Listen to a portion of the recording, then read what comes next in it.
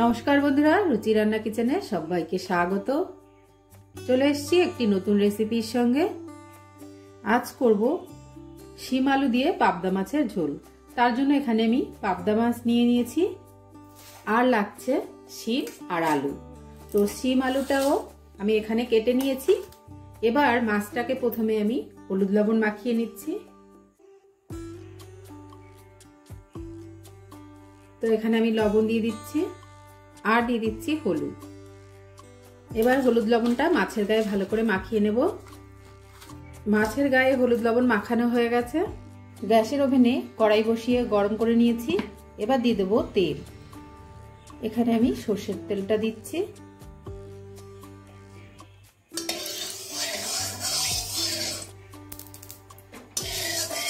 তেলটা গরম হয়ে গেছে। এবার দিয়ে দেবো মাছ। এই মাছটা নরম, একবারে আমি এটা ভাজবো না, দুবারে ভেজে নেব। একটা পাশ ভেজে নেওয়া হয়ে গেছে, উল্টে দিচ্ছি।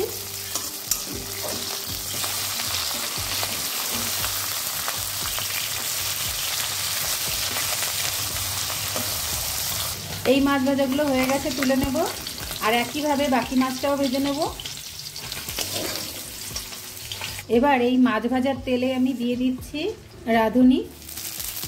এখানে আমি 1 চামচ রাঁধুনি দিলাম, আর দিয়ে দিচ্ছি আলু। দুটো আলু আমি কেটে নিয়েছিলাম, সেটা এবার দিয়ে দিলাম। প্রথমে দিয়ে দিচ্ছি স্বাদ অনুযায়ী লবণ আর হলুদ। হলুদটা দিলাম আমি 1/2 চামচ।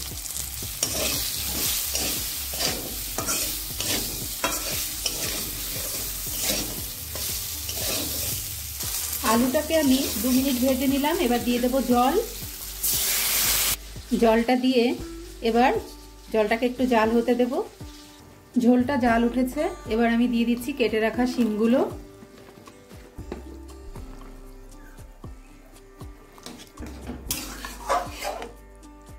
এবার শিমটা দেওয়ার পরে এইভাবে রান্না হতে থাকবে। তরকারিটা মোটামুটি একটু 10 মিনিট আমি রান্না করে নিলাম। এবার দিয়ে দেবো মাছ। এবার মাছ দিয়ে দিচ্ছি।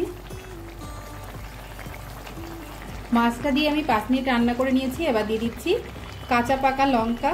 কাঁচা লঙ্কার সঙ্গে 2-1টা পাকা লঙ্কা ছিল, আমি 5-6টা লঙ্কা বেটে দিয়ে দিলাম।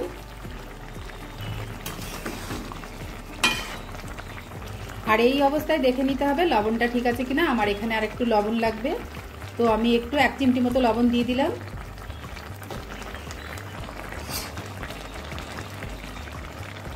লঙ্কাটা দিয়ে আমি আরও 5 মিনিট রান্না করলাম। মোটামুটি 20 মিনিট এখানে রান্না করে নিয়েছি তরকারিটা। তো তরকারিটা হয়ে গেছে, শিমটাও গলে গেছে, আলুও গলে গেছে। আর 1-2টো আলু আমি একটু ভেঙে দিচ্ছি, ঝোলটা যাতে একটু গাঢ় হয় সেই জন্য। খুব অল্প মশলায় রান্না, এই ধরনের রান্না সবাই খেতে পারে, কোনো অসুবিধা হয় না। তরকারিটা হয়ে গেছে, নামিয়ে নিচ্ছি। রেডি হয়ে গেছে আমার শিম আলুর তরকারি। রেসিপিটা কেমন লাগলো কমেন্ট করে জানাবেন। ভালো লাগলে চ্যানেলটা সাবস্ক্রাইব করে সঙ্গে থাকবেন।